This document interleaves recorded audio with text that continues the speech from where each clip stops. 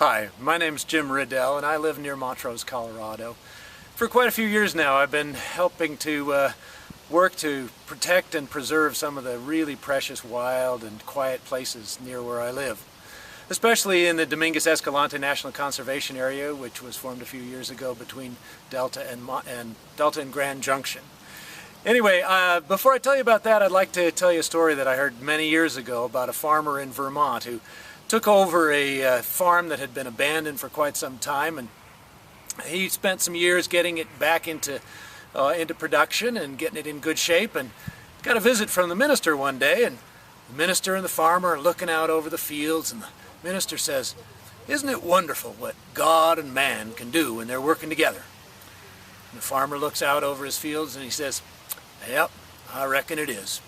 But you should have seen the place when God was running it alone."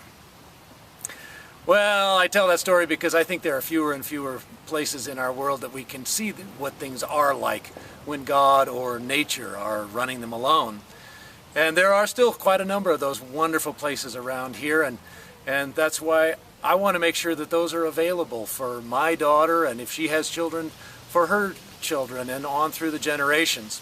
When I go into these places where human influence is minimal, I find that it fills me with, at the same time, a sense of peace and a sense of energy.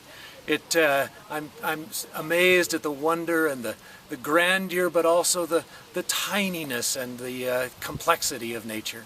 So I hope that the BLM, as they prepare their plans for the next 20, 25, 30 years for the Dominguez Escalante National Conservation, will give lots of good consideration to making sure that generation after generation will have plenty of places to see what the world is like when God, or nature as you might prefer to view it, when those are running it alone.